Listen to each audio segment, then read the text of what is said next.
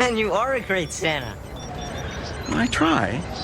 Welcome to MsMojo, and today we're counting down our picks for the top 10 celebrities you forgot were in Christmas movies. They belong to his mother and my mother, and now they belong to you. You don't happen to have a cat, do you? No. Oh, good, because I was moving in last night. I accidentally dropped a fridge on one. I want a traditional Christmas with snow and stockings and eggnog and carolers.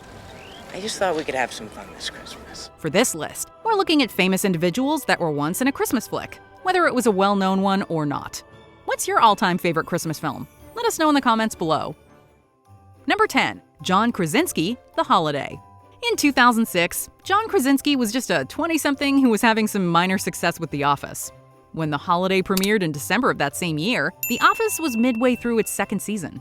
The mockumentary sitcom was decently popular, but Krasinski certainly was not the household name he is today. Amazing! It finally looks like a hit. And that is why they pay you the big bucks. It also didn't help that Krasinski only had a very minor role in the rom-com, playing one of Amanda's employees. I agree. Luckily for Krasinski's career, The Office eventually took off and became one of the most popular comedies on TV, and his venture into directing bore fruit with 2018's A Quiet Place. If The Holiday were released today, he'd probably replace either Jude Law or Jack Black as one of the male stars. No, that I totally believe. Number 9, Neil Patrick Harris, The Christmas Blessing.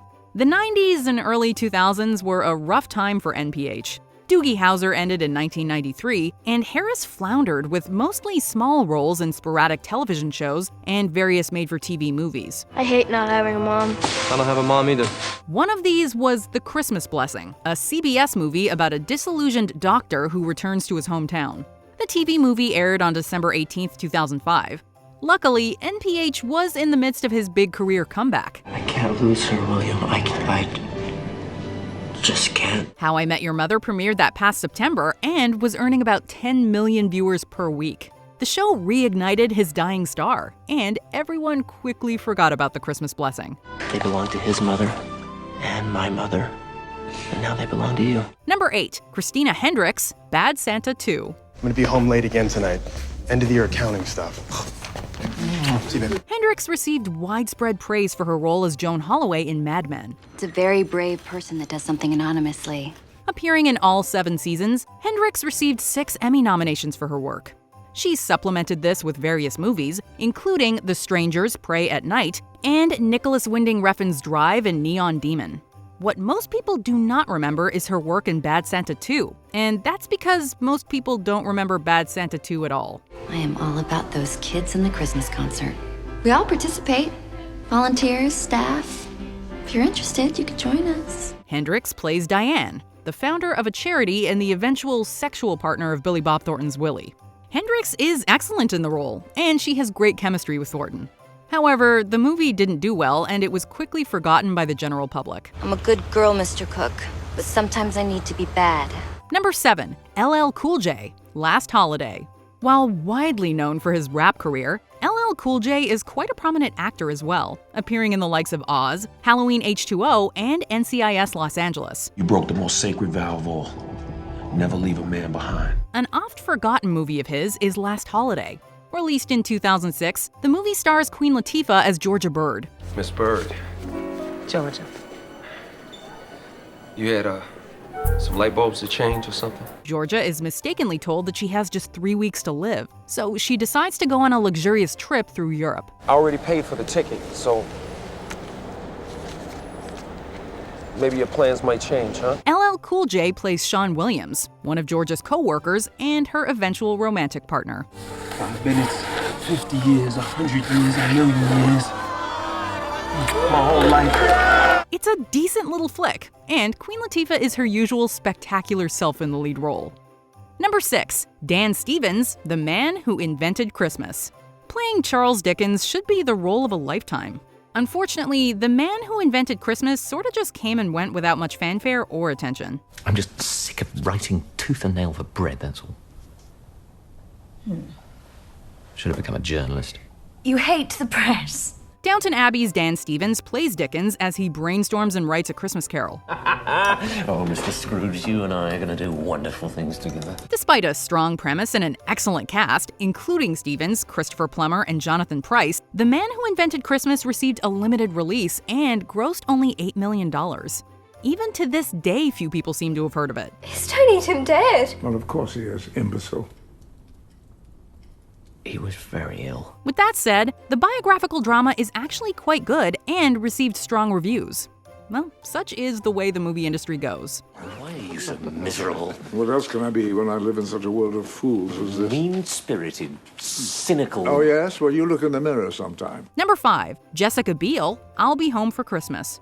This Christmas movie from 1998 stars Jonathan Taylor Thomas as a young man who must race from California to New York in order to be home for Christmas. I want a traditional Christmas with snow and stockings and eggnog and carolers.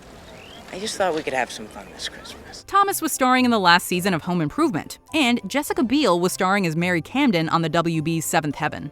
In I'll Be Home for Christmas, Biel plays Allie Henderson, Thomas's girlfriend and road companion. I saw you kissing her on TV, you dirtbag. He got me under the mistletoe for 2 seconds, big deal. It was Biel's second major movie following Yuli's Gold in 1997. Biel proved herself a natural on the big screen, and her obvious talent heralded great things for her future. Nice ride. Thanks. Just got him back from the shop.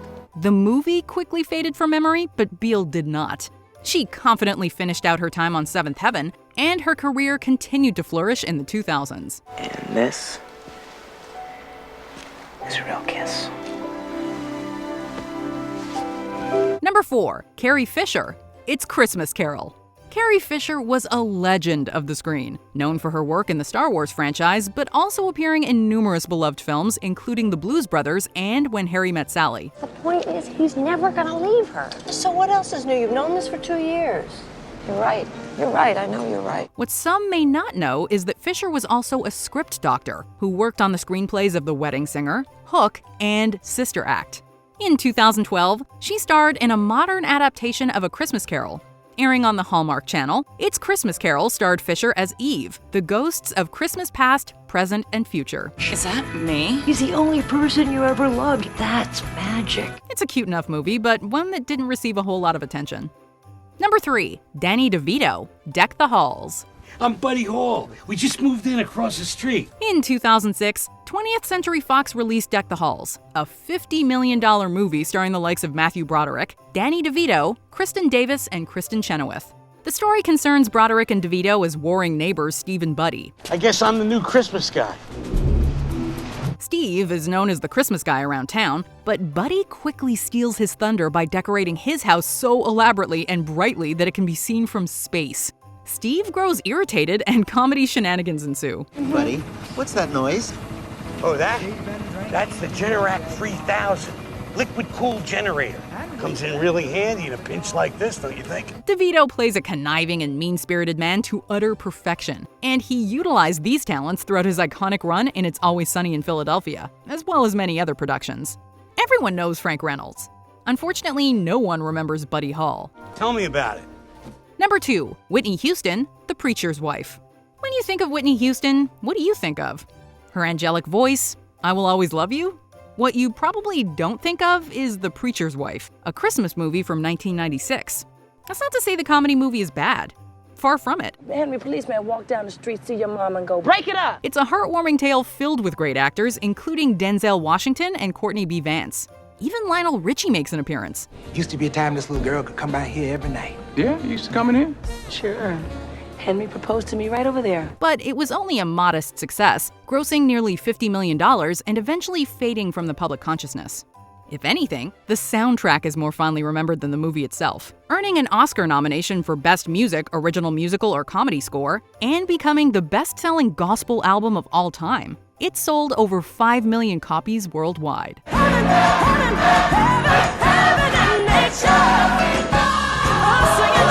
Before we unveil our top pick, here are some honorable mentions.